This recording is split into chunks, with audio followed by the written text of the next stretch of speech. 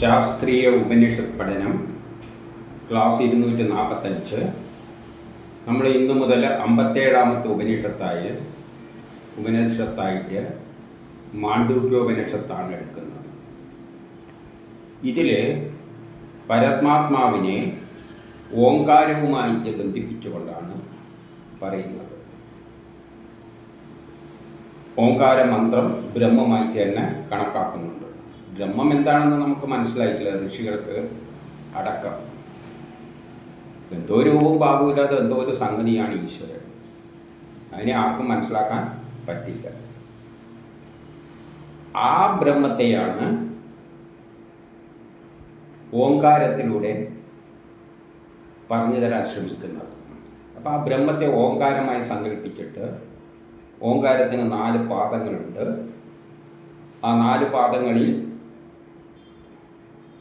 ആ 4 പാദങ്ങളിലൂടെ നമുക്ക് പ്രപഞ്ചത്തെ വ്യാഖ്യാനിച്ച് തരാൻ ശ്രമിക്കുകയാണ്. അപ്പോൾ ഓം എന്നത് ഒരു മന്ത്രമാണ്. ഒരു മന്ത്രം എന്ന് പറയുമ്പോൾ ചുരുക്കി പറയുന്ന ഒരു രീതിയാണ്. ഉദാഹരണമായിട്ട് വെള്ളത്തെ കെമിസ്ട്രി അറിയുന്നവർക്ക് H2O എന്ന് പറയും. അപ്പോൾ അവർക്ക് അതിൻ്റെ അകത്ത് എന്തെല്ലാമാണ് അടങ്ങിയിരിക്കുന്ന എല്ലാം ആ ഒരൊറ്റ മന്ത്രത്തിൽ നിന്ന് മനസ്സിലാകും. H2O എന്താണെന്നല്ല, അതിലെന്തെല്ലാം ഉണ്ട് എന്നെല്ലാം അവർക്ക് മനസ്സിലാകും. അതുപോലെ ഓമിലൂടെ അവർ ഈ പ്രപഞ്ച സൃഷ്ടി രഹസ്യം മുഴുവൻ പറയാൻ ശ്രമിക്കുകയാണ്. എന്നിട്ട് ആ ഓമാണ് ബ്രഹ്മം. H2O ആണ് വെള്ളം എന്ന് പറയുന്നത് പോലെ ഓമാണ് ബ്രഹ്മം എന്ന് പറയാൻ ശ്രമിക്കുകയാണ്. അതിന് 4 പാദങ്ങളായി തിരിച്ചുകൊണ്ട് നമുക്ക് നോക്കാം. 1 മുതൽ 8 വരെയുള്ളത് നമുക്കിന്ന് നോക്കാം. പ്രണവത്തിൻ്റെ ആ, ഉ, മ് ഈ 3 മാത്രകളെ മാത്രാരഹിതമായ പരമാത്മാവിൻ്റെ അവ്യക്ത രൂപത്തെ ഓരോ പാദമായിട്ട് കണക്കാക്കിക്കൊണ്ട് പറയുകയാണ്. ബ്രഹ്മത്തിന് രൂപവും ഭാവമൊന്നുമില്ല, പക്ഷേ രൂപവും ഭാവമുള്ള പ്രപഞ്ചമായിട്ട് അത് മാറിയിട്ടുമുണ്ട്. ആ പ്രപഞ്ചവും അത് തന്നെയാണെന്നും പറയുന്നുണ്ട്. അപ്പോൾ രൂപമില്ലാത്തൊരു സംഗതിയുണ്ട്, അത് ഒരു സമയത്ത് രൂപമുള്ള പ്രപഞ്ചമായി മാറിയിട്ടുണ്ട്. ആ പ്രപഞ്ചമായി മാറിയതിനെ 3 അക്ഷരങ്ങളെ കൊണ്ട് സങ്കല്പിക്കുകയാണ്. പ്രപഞ്ചമായി മാറുന്ന നിർഗുണമായ ബ്രഹ്മം 3ആയിട്ടും തിരിയുമ്പോഴുള്ളതിനെ 3 ആ, ഉ, മ് എന്നീ 3 മാത്രകളടങ്ങിയ ഓംകാരവുമായിട്ട് ബന്ധിപ്പിച്ചിട്ട് പറയുകയാണ്. ആ ഓം എന്ന മന്ത്രം അക്ഷരം അത് പൂർണ്ണരൂപവും അവിനാശിയായ പരമാത്മാവുമാകും. ഒരിക്കലും നശിക്കാത്ത ബ്രഹ്മത്തെയാണ് ഓം എന്നതുകൊണ്ട് അർത്ഥമാക്കുന്നത്. പ്രത്യക്ഷമായി കാണുന്ന ജഡരൂപിയായ ഈ പ്രപഞ്ചം അദ്ദേഹത്തിൻ്റെ മഹിമ തന്നെയാണ്. അങ്ങനെ നിർഗുണമായ ആ ഓമിൽ നിന്നാണ് ശരീരരൂപത്തിൽ കാണുന്ന ഈ പ്രപഞ്ചമെല്ലാം ഉണ്ടായിരിക്കുന്നത്. രൂപവും ഭാവവും ഒന്നുമില്ലാതെ അതിൽ നിന്നാണ് രൂപവും ഭാവവും എല്ലാം ഉള്ള ഈ പ്രപഞ്ചം, ജഡരൂപമായ ഈ ശരീരം ഉണ്ടായിരിക്കുന്നത്, ഈ പ്രപഞ്ചം ഉണ്ടായിരിക്കുന്നത്. അത് അതിൻ്റെ മഹിമ തന്നെയാണ്. എന്തോ ഒരു കഴിവ് കൊണ്ടാണ് ഒരു രൂപമില്ലാതെ അതിൽ നിന്ന് ഈ പ്രപഞ്ചമുണ്ടാകുന്നത്. സ്ഥൂലവും സൂക്ഷ്മവുമായ ജഗത്ത് അദ്ദേഹത്തിൽ നിന്നും ഉത്ഭവിച്ച്, ജഗത്തിന് സ്ഥൂലരൂപമുണ്ട്, സൂക്ഷ്മരൂപമുണ്ട്. ഒരു ചേനക്ക് ഒരു രൂപമുണ്ട്, അതിൻ്റെ അകത്ത് ആ വിത്തിൽ ചേനയുടെ രൂപമുണ്ട്. അതാണ് വളർന്നിട്ട് വലിയ ചെടിമാരിയായിട്ട് മാറിയിട്ട് പിന്നെ അതിൽ തന്നെ പോയി ലയിക്കും. പിന്നെ അതിൽ നിന്ന് വന്ന് അതിൽ തന്നെ പോയി ലയിക്കും. അപ്പം ആ മുളച്ചു വരുന്ന സംഗതിയിൽ ആ ചേനയുടെ രൂപം മുഴുവൻ ഉണ്ട്.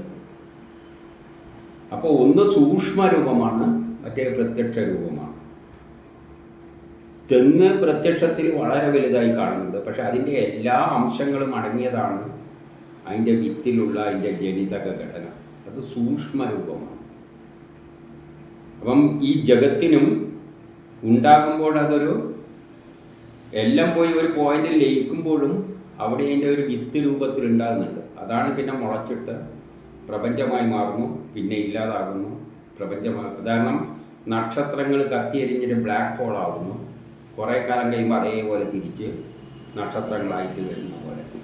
അപ്പോൾ ആ സൂക്ഷ്മ രൂപത്തിൽ അതിൻ്റെ ജനിതഘടനയെല്ലാം ഉണ്ട്. അപ്പോൾ സ്ഥൂലവും സൂക്ഷ്മവുമായ ജഗത്ത് അദ്ദേഹത്തിൽ നിന്ന് ഉത്ഭവിച്ച് അദ്ദേഹത്തിൽ വിലയം പ്രാപിക്കും. അപ്പം ബ്രഹ്മം, നിർഗുണമായ ബ്രഹ്മത്തിൽ നിന്ന് സൂക്ഷ്മരൂപത്തിൽ അത് ആദ്യം ഒരു ബീജരൂപത്തിൽ വരും. അതിനാണ് അണ്ഡം എന്ന് ആദ്യം പറയുന്നത്. ഒരു അണ്ഡമായിട്ട് പ്രത്യക്ഷപ്പെടും, പിന്നെ അത് വളർന്ന് പ്രപഞ്ചമായി മാറും. അങ്ങനെ ഇപ്പോഴുള്ള പ്രപഞ്ചവും നാളെ നശിക്കുകയും ചെയ്യും. പിന്നെ ഉണ്ടാകുന്നതും എല്ലാം ഓംകാരം തന്നെ. ഓംകാരത്തിലൂടെയാണത് സംഭവിക്കുന്നത്. അപ്പോൾ അത് എന്താണ് ഓം എന്ന് പറയാനും അതിന് 3 അക്ഷരങ്ങളും കൊടുത്തത്? ഓം എന്ന് പറയാനൊരു കാരണം, ഓം എന്നാക്കുമ്പോൾ നമ്മൾ ശ്വാസം എടുക്കുകയാണ്, വായുവിനെ എടുക്കുകയാണ്. ഓം ഓം എടുക്കുമ്പോൾ വായുവിനെ എടുക്കുകയാണ്, ഓം. അപ്പം വായു അന്തരീക്ഷത്തിൽ മുഴുവനുണ്ട്. ആ മുഴുവൻ അന്തരീക്ഷത്തിലെ വായുവിനെ എടുക്കുന്നുണ്ടോ? ഇല്ല. അതിൽ നിന്ന് കുറച്ചിങ്ങനെ എടുക്കുന്നു. അതുപോലെ പ്രപഞ്ചം മുഴുവൻ നിറഞ്ഞെടുക്കുന്ന ആ ബ്രഹ്മത്തിൽ നിന്ന് രൂപം ഭാവമില്ലാതെ എന്തോ ഒന്നെന്ന് കുറച്ച് വലിച്ചിങ്ങെടുക്കുന്നു, ഓമെന്ന്. അതിൻ്റെ അകത്തുനിന്ന് കുറച്ചിനെയാണ് ഉരുട്ടിയിട്ട് പ്രപഞ്ചമായി മാറ്റുന്നത്. എങ്ങനെയാണ് വെക്കുന്നത്? അതിൽ നിന്ന് കുറേ ഇങ്ങനെ വലിച്ച് ഉരുട്ടി കംപ്രസ് ചെയ്തിട്ട് എനർജി, ഇത് ഊർജമാണല്ലോ, അതിനെ ഊർജത്തെ എന്തായി മാറ്റുന്നു? ദ്രവ്യം കണങ്ങളാക്കി മാറ്റിയിട്ട് പ്രപഞ്ചമാക്കി മാറ്റുന്നു. അപ്പോഴാണ് ഈ 3 അക്ഷരങ്ങളുടെ പ്രാധാന്യം മനസ്സിലാക്കുന്നുണ്ട്. അതിന് 3 സ്റ്റേജ് ഉണ്ട്. ആ എന്നാക്കുമ്പോൾ വായു തുറക്കുകയാണ്. അപ്പോൾ പുറത്തുള്ള വായു, കുറേ വായു അകത്തേക്ക് കയറുന്നു. പുറത്തുള്ള വായു അകത്തേക്ക് കയറുന്നു. ഊ എന്ന് പറയുമ്പോൾ അതിനെ മുഴുവൻ ബന്ധിക്കുന്നു.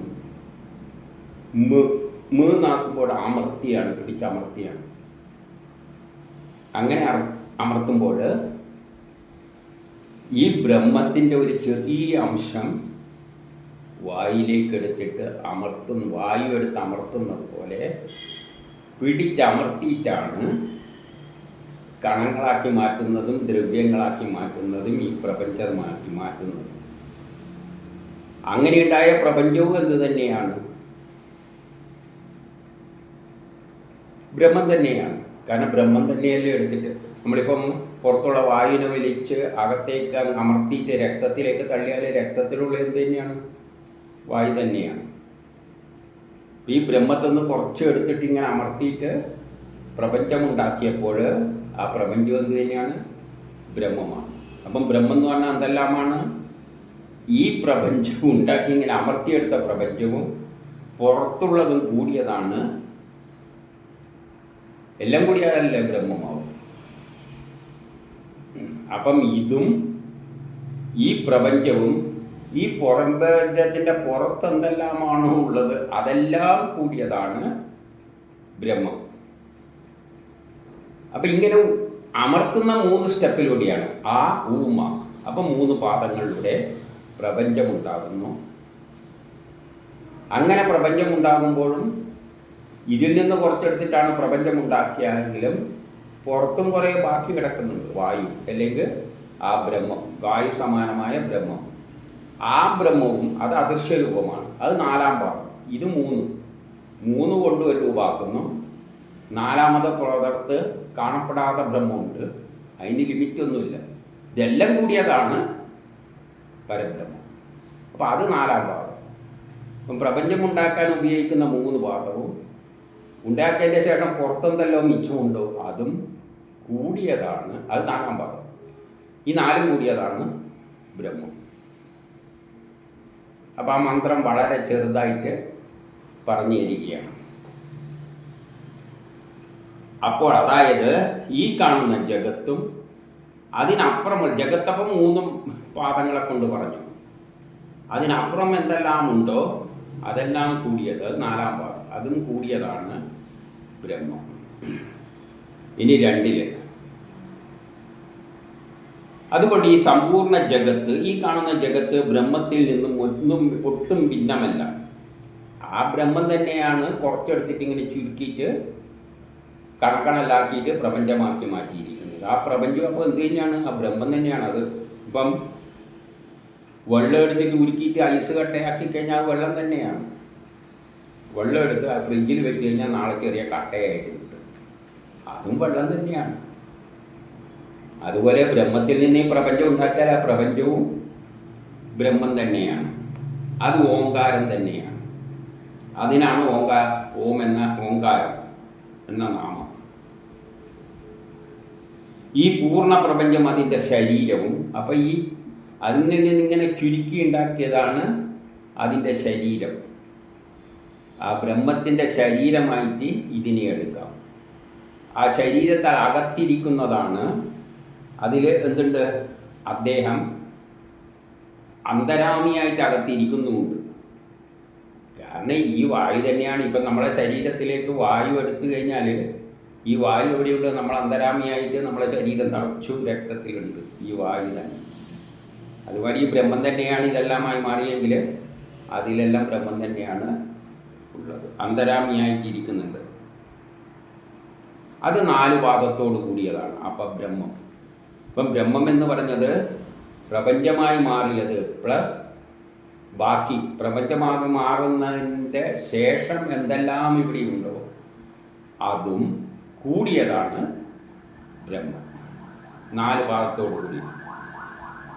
എന്നാലും അദ്ദേഹത്തെ 4 ഭാഗത്തോടു കൂടിയവൻ എന്ന് പറയുന്നത് ശരിയല്ല. യഥാർത്ഥത്തിൽ ഇങ്ങനെ 4 ഭാഗമൊന്നും പറയുന്നതിനൊന്നും അർത്ഥമില്ല. എന്തിനാണിത് പറഞ്ഞതെന്ന് വെച്ചാൽ, പിന്നെ വേദങ്ങൾ സൗകര്യാർത്ഥം അങ്ങനെ വിഭാവനം ചെയ്തിട്ടുണ്ട്. നമുക്ക് മനസ്സിലാക്കാൻ വേണ്ടിയിട്ട് ബ്രഹ്മം പ്രപഞ്ചമായി മാറുന്ന എല്ലാം ഒരു 4 പാദമായി ചിത്രീകരിച്ചിട്ട് പറഞ്ഞിട്ടുണ്ട് എന്നതിൽ കവിഞ്ഞ് യഥാർത്ഥത്തിൽ ഓങ്കാരമാണ് ബ്രഹ്മം എന്നൊന്നും പറയുന്നതിലൊന്നും അർത്ഥമില്ല. ഇത് നമുക്ക് മനസ്സിലാക്കാൻ വേണ്ടിയിട്ട് ഒരു പ്രത്യേക വിധത്തിൽ പറഞ്ഞതായിട്ട് കണ്ടാൽ മതി. ഓം എന്നത് ബ്രഹ്മമായിട്ട് എടുക്കുക. ആ ഓമിന് 4 അക്ഷരങ്ങളുണ്ട്. ആ 4 പ്രക്രിയകളിലൂടെയാണ് പ്രപഞ്ചം ഉണ്ടായിരിക്കുന്നത്. ശേഷിക്കുന്നതാണ് 4-ാം പാദം. ഇതെല്ലാം കൂടിയതാണ് ബ്രഹ്മം. ഇനി 3 ഇനി ഈ 3 ബ്രഹ്മത്തെ പ്രപഞ്ചമുണ്ടാകുമ്പോഴും അതിന് നമ്മളുമായിട്ട് ബന്ധിപ്പിക്കുമ്പോൾ 3 അവസ്ഥകളുണ്ട് നമുക്ക്. 4 ഉണ്ട്. അതിൽ പ്രധാനപ്പെട്ട 3 എന്താണ്? ജാഗ്രതാവസ്ഥ, ഇപ്പം നമ്മൾ ഇരിക്കുന്ന അവസ്ഥയിൽ അത് ഒരു പാദമായിട്ട് കാണുകയാണ്. അതുപോലെ പ്രപഞ്ചത്തിന് ഒരവസ്ഥയുണ്ട്. എപ്രകാരം ജാഗ്രതാവസ്ഥയിൽ ഈ സ്ഥൂല ശരീരത്തിൽ അഹങ്കാരം, ഞാനെന്നൊരഹങ്കാരം ഉണ്ടായിട്ട്, നമ്മളിൽ ഞാനെന്നൊരഹങ്കാരം ഉണ്ടായിട്ട് തല മുതൽ പാദം വരെയുള്ള അംഗങ്ങളെയും 10 നമുക്ക് ജ്ഞാനേന്ദ്രിയങ്ങളും കർമ്മേന്ദ്രിയങ്ങളുമായിട്ട് 10 ഉണ്ട്. 5 പ്രാണങ്ങൾ ശരീരത്തിൽ ഓടുന്നുണ്ട്. 4 അന്ധകരണങ്ങളുണ്ട്. മനസ്സ്, ബുദ്ധി, ചിത്തം, അഹങ്കാരം, ഇതെല്ലാം കൂടിയതാണ് നമ്മൾ. അങ്ങനെ 19 മുഖങ്ങൾ നമുക്കുണ്ട്. ഈ 19 മുഖങ്ങളോടും കൂടി ബാഹ്യവിഷയങ്ങൾ ഇതെല്ലാം കൂടിയിട്ട് ലോകവുമായിട്ട് ബാഹ്യവിഷയങ്ങളുമായിട്ട് ബന്ധപ്പെട്ട് അനുഭവിക്കുന്നു. സുഖദുഃഖങ്ങളെല്ലാം അനുഭവിക്കുന്നത് പോലെ അപ്പം നമ്മൾ ഈ മുഖങ്ങളോടുകൂടി നമ്മൾ ലോകവുമായിട്ട് കണ്ടും കേട്ടും അവരുമായിട്ട് കാര്യങ്ങൾ അനുഭവിക്കുന്നത് പോലെ പ്രപഞ്ചത്തിന് ഒരവസ്ഥയുണ്ട്. എന്താണത്? ഈ 19 അതിനോ അങ്ങനത്തെ 19 മുഖങ്ങളെല്ലാം ഉണ്ട്. ഈ ജഗത്താവുന്ന ശരീരത്തിൽ, ഈ ജഗത്ത് അതിൻ്റെ നമുക്ക് ശരീരമുള്ളതുപോലെ ഈ പ്രപഞ്ചത്തിൻ്റെ ശരീരം, ഈ ബ്രഹ്മത്തിൻ്റെ ശരീരമാണ്. ബ്രഹ്മം 4 മാത്രം എന്ന് പറഞ്ഞല്ലോ. ആ ബ്രഹ്മത്തിൻ്റെ 3 മാത്രകൾ കൂടിയ ഈ പ്രപഞ്ചം അതിൻ്റെ ഒരു ശരീരമാണ്. ആ ശരീരത്തിൻ്റെ 3 അവസ്ഥമാരി പറയാൻ പോവുകയാണ്. ആ ശരീരത്തിൽ അതെന്ത് ചെയ്യുന്നു? അന്തരാമിയായി ഇരുന്നു കൊണ്ട് ആ ബ്രഹ്മം തന്നെ ഈ പ്രപഞ്ചത്തിൻ്റെ അകത്തിരുന്നു കൊണ്ട് സമസ്ത ജീവജാലങ്ങൾക്കും പ്രേരകമായി തീർക്കുന്നു. നമ്മളെ വായു കണ്ട് കേട്ട് അകത്തുള്ള പ്രാണനുകളെല്ലാം നമ്മളെ പ്രേരിപ്പിച്ചിട്ട് കർമ്മം ചെയ്യിപ്പിക്കുന്നത് പോലെ ആ അന്തരാത്മീയാവിയായിട്ട് ആ പരബ്രഹ്മം ഈ ജഗത്തിൻ്റെ അകത്തിരുന്നു കൊണ്ട് എല്ലാ കാര്യങ്ങളും നോക്കി നടക്കുന്നു. അത് 1-ാം പാദം. അതായത് നമ്മുടെ നമ്മളുടെ ജാഗ്രതാവസ്ഥ പോലെയുള്ള ഒരവസ്ഥയാണ് ഈ പ്രപഞ്ചത്തിൻ്റെ ഒരു പാദമായി വരുന്ന അവസ്ഥ. അപ്പോൾ ഓംകാരത്തിലൂടെ ഒരു പ്രപഞ്ചമുണ്ടായി. പ്രപഞ്ചം ഉണ്ടാകുന്നതിനെക്കാട്ടി ഒരു മുമ്പിലൊരവസ്ഥയുണ്ട്. ആദ്യം അതിനെ കംപ്രസ് ചെയ്തിട്ട് ഒരു ചെറിയ ഭ്രൂണന്മാരിയാക്കി ആക്കുന്നുണ്ട്. അതുപോലെ 4-ൽ പറയുന്നു, അതിൻ്റെ 2-ാമത്തെ പാദം ഏതാണെന്ന് വെച്ചാൽ സ്വപ്നാവസ്ഥയിൽ നമ്മുടെ സ്വപ്നാവസ്ഥയായിട്ട് ചിന്തിക്കുകയാണ്. ഈ 7 ഭാഗങ്ങളും തലോട്ട് പാദം വരെയുള്ള 7 ഭാഗങ്ങളും 19 മുഖങ്ങൾ, നേരെ മറിച്ച അന്ധകരണം, അതെല്ലാം എന്ത് ചെയ്യും? സുഷുപ്തിയിൽ പോയി ഉറങ്ങും. സൂക്ഷ്മ വിഷയങ്ങൾ ഉപയോഗിച്ച് കാര്യങ്ങൾ കൈകാര്യം ചെയ്യുന്നത് പോലെ അത് സൂക്ഷ്മ രൂപത്തിലാണ് ആ ഇന്ദ്രിയങ്ങളെല്ലാം വർക്ക് ചെയ്യുന്നത്. അല്ലെ സ്ഥൂല രൂപത്തിലല്ല. അകത്ത് വെച്ചിട്ട് എന്തെല്ലാം കാട്ടിക്കൂട്ടുന്നുണ്ട് സ്വപ്നത്തിൽ. അത് സൂക്ഷ്മ രൂപമാണ്. നമുക്ക് വളരെയധികം ശ്രദ്ധിച്ചാൽ എന്താണ് ഈ രാത്രി സ്വപ്നത്തിൽ കാട്ടിക്കൂട്ടുന്നതെന്ന് പറയാൻ പറ്റും. നമുക്ക് മനസ്സിലായില്ല. അത് സൂക്ഷ്മ രൂപത്തിൽ ഈ ഇന്ദ്രിയങ്ങളെല്ലാം കൂടിയിട്ട് എന്തെല്ലോ കാട്ടിക്കൂട്ടുന്നുണ്ട്. അതുപോലെ സ്ഥൂലാവസ്ഥയിൽ ഈ പ്രപഞ്ചത്തിൽ എന്തുണ്ട്? സൂക്ഷ്മ അവസ്ഥയെ പ്രാപിച്ച ഈ പ്രപഞ്ചവും അതിലെ 19 മുഖങ്ങളും കൂടിയിട്ട് എവിടെ പോയി ചേരുന്നു? ഹിരണ്യഗർഭം എന്ന രൂപത്തിൽ കിടക്കുന്നു. ആദ്യമുള്ള ഇങ്ങനെ അമർത്തിപ്പിടിക്കുന്ന മാതിരി, ആദ്യം ഈ പ്രപഞ്ചം ഉണ്ടാകുന്നതിന് മാതിരി ഒരു ഹിരണ്യ രൂപത്തിലായിരുന്നു ഉണ്ടായിരുന്നത്, ഒരു ഗർഭാവസ്ഥയിൽ. നമ്മൾ അതിൽ നിന്നാണ് പൊട്ടിത്തെറിച്ചിട്ട് നമ്മൾ പണ്ട് സയൻസിലും പഠിച്ചിട്ടുണ്ടല്ലോ. ആദ്യം ഒന്നുണ്ടായിട്ട് പിന്നെ അത് പൊട്ടിത്തെറിച്ചിട്ടാണ് ഇതെല്ലാം ഉണ്ട്. നമ്മളത് കണ്ടു കഴിഞ്ഞു. ഈ 7-14 ലോകങ്ങളെല്ലാം ഉണ്ടാകുന്ന ക്രമങ്ങളെല്ലാം. അപ്പം ആദ്യം വായുവിന് അമർത്തി ഉണ്ടാകുന്ന ഒരു നമ്മളെ തന്നെ ജനിതക ഘടന മാതിരി ഭ്രൂണന്മാർ, അല്ലെങ്കിൽ ചേനേൻ്റെ അകത്തുള്ള വിത്ത് പോലെ. അതാണ് പിന്നെ ഇങ്ങനെ മുളച്ചു വന്നിട്ട് ഇല്ലാതാകുന്നത്. ആ ഭ്രൂണാവസ്ഥ ഹിരണ്യഗർഭ അവസ്ഥയിലാണ്. നമ്മൾ ഭ്രൂണാവസ്ഥയിലിരിക്കുന്ന അവസ്ഥ പോലെയാണ് ഇവിടെ ഹിരണ്യഗർഭൻ്റെ അവസ്ഥ. നമ്മൾ സ്വപ്നാവസ്ഥയിലുള്ള അവസ്ഥ ഇവിടെ ഹിരണ്യഗർഭൻ്റെ അവസ്ഥയാണ്. സ്വപ്നത്തിൽ നമ്മൾ ഉണ്ട് എന്തെല്ലോ മായാരൂപത്തിൽ കാട്ടിക്കൂട്ടുന്നുണ്ട് ഉള്ളുന്ന്. അല്ലാതെ നമ്മളെ ബാഹ്യലോകവുമായിട്ട് ഒരു പ്രത്യേകതയില്ല. അതുപോലെ തന്നെ സൂക്ഷ്മാവസ്ഥയെ പ്രാപിച്ചിട്ട് ഹിരണ്യഗർഭൻ എന്ന സൂക്ഷ്മാവസ്ഥയെ പ്രാപിക്കുന്നു. അപ്പം അതിലെന്തുണ്ട്? സമസ്ത പ്രപഞ്ചത്തിൻ്റെ സമസ്ത തത്വങ്ങളും അടങ്ങിയിട്ടുണ്ട്. ഈ ഒരു തേങ്ങയിൽ ആ തേങ്ങേൻ്റെ അധിക ഭാഗവും അതിൻ്റെ ഭക്ഷണമെല്ലാം.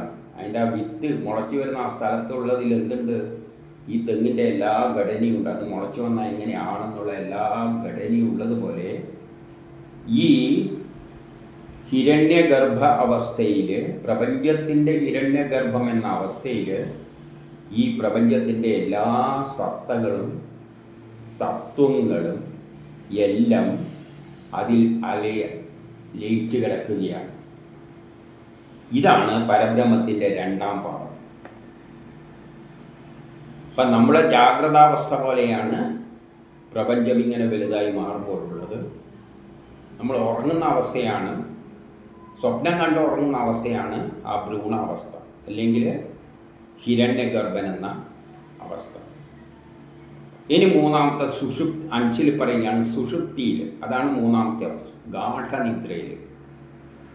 ഉറങ്ങിക്കിടക്കുന്ന മനുഷ്യൻ യാതൊരുവിധ ഭോഗങ്ങളോ ആഗ്രഹങ്ങളോ അനുഭവങ്ങളോ പ്രാപിക്കുന്നില്ലയോ? നമ്മൾ ഗാഠനിദ്രയിൽ ഒരു സുഖവും അനുഭവിക്കുന്നു, ഭോഗസുഖങ്ങളൊന്നും അനുഭവിക്കുന്നില്ല, ഒരാഗ്രഹങ്ങളുമില്ല, ഒരനുഭവങ്ങളും നമുക്കപ്പോഴില്ല.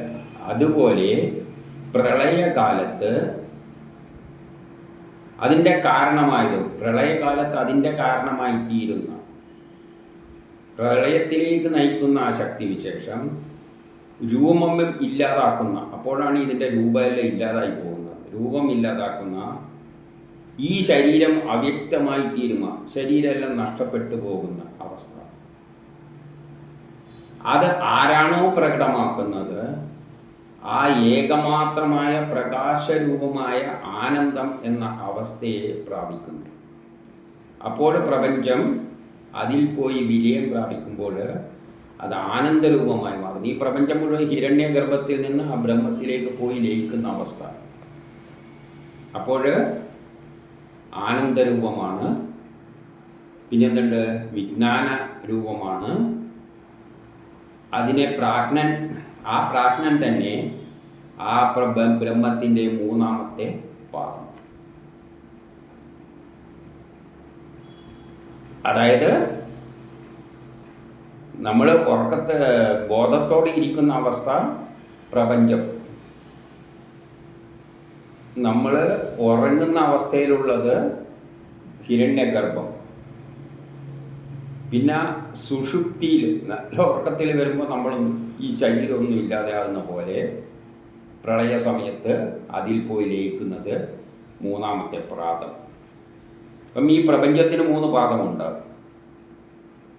അടിയിൽ നിന്നെടുത്താതെ ആദ്യം മുളച്ചു വരിക, പിന്നെ ഭ്രൂണാവസ്ഥയെ പ്രാപിക്കുക, പിന്നെ പൂർണ്ണാവസ്ഥയെ പ്രാപിക്കുക, പിന്നെ പ്രളയത്തിലൂടെ തിരിച്ച് പോവുക.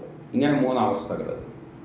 അതാണ് 3 പാദങ്ങളായിട്ട് ഓംകാരത്തിലുള്ള ആ ഊമ ആയിട്ട് ചിന്തിക്കുക.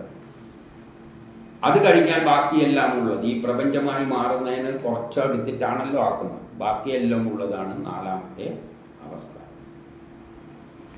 ഇനി ആവിൽ പറയുകയാണ്, ഇങ്ങനെ 3 രൂപങ്ങൾ വർണ്ണിച്ച പരമേശ്വരൻ ഇങ്ങനെ 3 രൂപത്തിൽ നമ്മൾ വർണ്ണിച്ചു. സമ്പൂർണ്ണ ഈശ്വരൻ്റെയും ഈശ്വരനാണ്. അവൻ എന്ന് പറയുന്നത് എല്ലാ ഈശ്വരന്മാരുടെയും ഈശ്വരനാണ്. അവനെക്കാട്ടി മുകളിൽ പിന്നെ ആരുമില്ല. അദ്ദേഹം തന്നെ സർവേശ്വരൻ, അദ്ദേഹം തന്നെ അന്തരാമി, അദ്ദേഹം തന്നെ അഖില ജ്ഞാനത്തിൻ്റെയും കാരണം. എല്ലാ ജ്ഞാനവും അതിൽ നിന്ന് തന്നെയാണ് വന്നത്. എല്ലാറ്റിൻ്റെയും ഉൽപ്പത്തി, സ്ഥിതി, ലയം അദ്ദേഹം തന്നെ. പക്ഷേ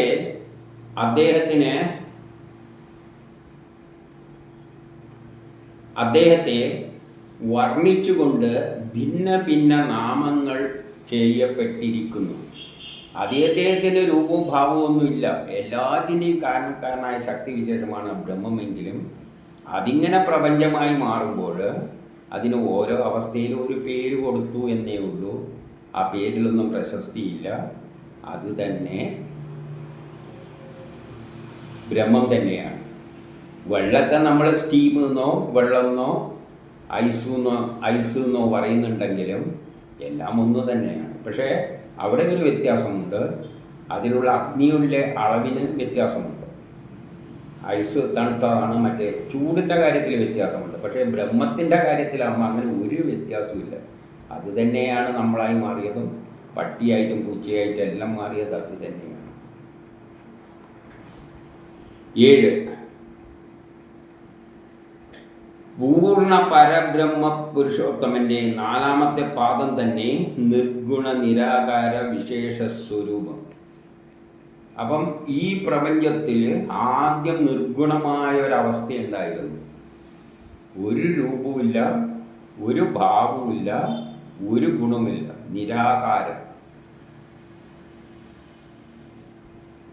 എന്നിട്ട് അതിൽ ആ വായു, നമ്മൾ ഇവിടെയുള്ള വായുവിൽ കുറച്ചെടുത്തിട്ടാണല്ലോ നമ്മളെ ശരീരത്തിനെല്ലാം ഉപയോഗിക്കുന്നത്. അതുപോലെ ആ നിർഗുണമായി കിടക്കുന്ന ബ്രഹ്മത്തിൽ നിന്നും ഒരു കുറച്ചെടുത്തിട്ടാണ് പ്രപഞ്ചമായി മാറിയത്. ഇങ്ങനെ ചുരുക്കിയിട്ട് അമർത്തിയിട്ട് ആ ഉമായിലൂടെ ബാക്കി കിടക്കുന്നത് നിർഗുണാവസ്ഥയിലാണ്. അതാണ് 4ാമത്തെ പാദം അവശേഷിക്കുന്നതെന്ന് പറയാൻ പറ്റില്ല. അതിൽ നിന്ന് കുറച്ചെടുത്താലും അത് അങ്ങനെ തന്നെ കിടക്കുമെന്നാണ് പിന്നെ വേർത്തി പറഞ്ഞു വെച്ചിരിക്കുന്നത്. ഇപ്പം 10 കിലോ ബ്രഹ്മം ഉണ്ടായിരുന്നെങ്കിൽ അതിൽ നിന്ന് 1 കിലോ എടുത്തിട്ട് പ്രപഞ്ചമുണ്ടാക്കിയാലും അവിടെ ശേഷിക്കുന്നതും 10 കിലോ തന്നെ, അല്ലാതെ 9 ആവില്ല. ആ സംഗതിക്കാണ് എന്ത് പറയുന്നത്, നിർഗുണമായ അതിനെയാണ് 4-ാം പാദമായിട്ട് പറയുന്നത്. അപ്പം ആ പാദവും പ്രപഞ്ചമായ 3 പാദവും 4ഉം കൂടിയതാണ് ഓങ്കാരം. ഓങ്കാരത്തിലൂടെയാണ് ഇതിങ്ങനെ ഉണ്ടാവുകയും ഇല്ലാതാവുകയും ചെയ്യുന്നത്. അതിനെ യാതൊരു വശത്തു നിന്നും നോക്കിയാൽ മനസ്സിലാവില്ല. ഈ 4-ാമത്തെ പാദം എന്ന് പറയുന്നത് 4 വശത്തു നിന്ന് നോക്കിയാൽ അതിനെ മനസ്സിലാക്കാൻ പറ്റില്ല. അത് ദൃഷ്ടിക്ക് ഗോചരമല്ല, ചിന്തകൾക്കും അപ്പുറമാണ്. വാക്കുകളെ കൊണ്ട് വർണ്ണിക്കാൻ പറ്റില്ല. അത് ഏകമാത്ര ബ്രഹ്മമാണ്. അത് തന്നെ ഏകമാത്രമായ പരബ്രഹ്മം. അത് ശാന്തനാണ്, അത് അദ്വിതീയനാണ്, അതിനെ വിഭജിക്കാനൊന്നും പറ്റില്ല. അതാണ് 4-ാമത്തെ പാദം. അപ്പോൾ ആദ്യം ബ്രഹ്മമുണ്ടായിരുന്നു, അതിന് രൂപവും ഭാവില്ല, അത് എന്തോ ഒരു സംഗതി ഉണ്ടായിരുന്നു. അതിൽ നിന്ന് കുറച്ചെടുത്ത് ഇങ്ങനെ കംപ്രസ് ചെയ്തിട്ട് ഓംകാരത്തിലൂടെ ആ ഊമ ഇങ്ങനെ വായിലെടുക്കുന്ന മാതിരി എടുത്ത് അമർത്തിയപ്പോൾ 3 അക്ഷരങ്ങളിലൂടെ അമർത്തിയപ്പോൾ പ്രപഞ്ചമായി മാറി. ഈ പ്രപഞ്ചത്തിന് 3 അവസ്ഥയുണ്ട്. ഒന്ന് ഭ്രൂണാവസ്ഥ, പിന്നെ പ്രപഞ്ചമായി മാറുന്നത്, പിന്നെ എല്ലാം പോയി അതിൽ ലയിക്കുന്ന അവസ്ഥ. ഇങ്ങനെ 3 അവസ്ഥയുണ്ട്. അതാണ് ആ ഊമ. അത് നമ്മുടെ ജീവിതമായിട്ട് ചിന്തിക്കുകയാണെങ്കിൽ ജാഗ്രതാവസ്ഥ, സ്വപ്നാവസ്ഥ, സുഷുപ്തി. സുഷുപ്തി എന്ന് പറഞ്ഞാൽ ഈ ബ്രഹ്മം പോയി ലയിക്കുന്ന അവസ്ഥ. നമ്മുടെ സ്വപ്നാവസ്ഥ എന്ന് പറയുന്നത് അത് ഹിരണ്യഗർഭൻ്റെ രൂപത്തിൽ നിൽക്കുന്ന അവസ്ഥ, തെങ്ങ് വിത്തുമാരി നിൽക്കുന്ന അവസ്ഥ. 3-ാമത്തെ അവസ്ഥ എന്ന് പറയുന്നത്, 3-ാമത്തെ പാദം എന്ന് പറയുന്നത് പ്രപഞ്ചമായ അവസ്ഥ, നമ്മുടെ ജാഗ്രതാവസ്ഥ. ഈ പ്രപഞ്ചം കഴിച്ചിട്ട് പുറത്ത് കാണുന്ന ആ അപൂർവമായ ആ കാണാൻ രൂപവും ഭാവവും ഇല്ലാത്തതിനാണ് 4-ാമത്തെ പാദം എന്ന് പറയുന്നത്. ഇത് 4ഉം കൂടിയതാണ് ബ്രഹ്മം. ആ ബ്രഹ്മം അതാണ് പരബ്രഹ്മം. ഇനി 8 ഇങ്ങനെ 4 പാദത്തിൽ വർണ്ണിച്ച പരബ്രഹ്മം തൻ്റെ നാമത്തിൽ നിന്നും അഭിന്നമായത് കാരണം അത് 3 മാത്രകളോടുകൂടിയ ഓങ്കാരമാകുന്നു. അത് അഭിന്നമാണ്. പ്രപഞ്ചത്തിൽ നിന്നും അത് അഭിന്നമായത് കൊണ്ടാണ് അതിന് 3 പേരിട്ട് കൊടുത്തു. 3 പേരിന് ആ ഊമ് ഇങ്ങനെ 3 പേര് കൊടുക്കാൻ കാരണം അത് പ്രപഞ്ചമാണ്. പിന്നെ അപ്പുറം നിൽക്കുന്ന 4-ാമത്തെ പാദത്തിന് രൂപമൊന്നുമില്ല, അതുകൊണ്ട് അതിന് പേര് കൊടുക്കാനും പറ്റില്ല. അത് കൊടുത്തിട്ടില്ല. അത് 4-ാമത്തെ പാദം എന്നും പറഞ്ഞങ്ങ് വിട്ടിരിക്കുകയാണ്. അതിന് രൂപവും ഭാവമൊന്നുമില്ല, അതിന് പേര് കൊടുക്കാൻ പറ്റില്ല. ബ്രഹ്മത്തിനും പേര് കൊടുക്കാൻ പറ്റില്ല, 4-ാമത്തെ പാദത്തിനും. അതിന് 4-ാമത്തെ പാദം എന്ന് പറഞ്ഞു. പ്രപഞ്ചമാകി വരുമ്പോഴുള്ള 3 അവസ്ഥക്ക് 3 ആ ഊമ് എന്നും പേര് കൊടുത്തു. അത് 3 മാത്രകളോടുകൂടിയ ഓങ്കാരം. ഇതെല്ലാം ഓങ്കാരത്തിലൂടെയാണ് വരുന്നത്. ആ ഓങ്കാരത്തിന് 3 പാദങ്ങളാണ്. ആ ഊമ് ഓങ്കാരത്തിന് ഈ 3 മാത്രകളിൽ നിന്ന് വേറിട്ട് നിൽക്കാൻ കഴിയാത്തതുപോലെ ഓങ്കാരത്തിൽ ഇങ്ങനെ 4 പാദങ്ങളുള്ളത് കൊണ്ട് ഈ 3 വേറിട്ട് നിൽക്കാൻ കഴിയാത്തതുപോലെ പരബ്രഹ്മത്തിനും തൻ്റെ പാദങ്ങളിൽ നിന്നും വേറിട്ട് നിൽക്കാൻ പറ്റുകയില്ല എന്ന് പറഞ്ഞാൽ ഈ പ്രപഞ്ചവും ആ ബ്രഹ്മത്തിൽ നിന്നും വേറിട്ടാണോ എന്ന് ചോദിച്ചാൽ വേറിട്ടൊന്നും പറയാൻ പറ്റില്ല. ബ്രഹ്മം കൂടിയതാണ് ഈ ജഗത്ത്. ബ്രഹ്മം തന്നെയാണ് ജഗത്തായി മാറിയത്. അതുകൊണ്ട് ഇതിനെ രണ്ടിനെയും അങ്ങനെ വേറിട്ട് നിർത്താനൊന്നും പറ്റില്ല. വേറിട്ടിട്ടാണ് നിൽപ്പെങ്കിലും ഇതും അതുമായിട്ട് ഒരു ബന്ധമില്ലാതെ മാതിരിയാണ് നിൽപ്പെങ്കിലും ആണ് ഈ പ്രപഞ്ചവും. അപ്പം ബ്രഹ്മം തന്നെ, ബ്രഹ്മത്തിൽ നിന്ന് തന്നെ ഉണ്ടായ അത് തന്നെയാണ് ഈ പ്രപഞ്ചവും. അതുകൊണ്ട് അതിനങ്ങനെ വേറിട്ടൊന്നും നിൽക്കാൻ, യഥാർത്ഥത്തിൽ വേറിട്ട് നിൽക്കുന്നൊന്നുമില്ല, അതിൻ്റെ തന്നെ ഒരു ഭാഗം തന്നെ. പക്ഷേ അത് ഇതുമായിട്ട് ബന്ധപ്പെട്ടിട്ടൊന്നുമല്ല, അതങ്ങനെ നിർഗുണമായി നിൽക്കുന്നു. പക്ഷേ ഇവിടെ എന്തെല്ലോ മായ കൊണ്ട് നമുക്ക് എന്തെല്ലോ ആയിട്ട് തോന്നുന്നുണ്ട്.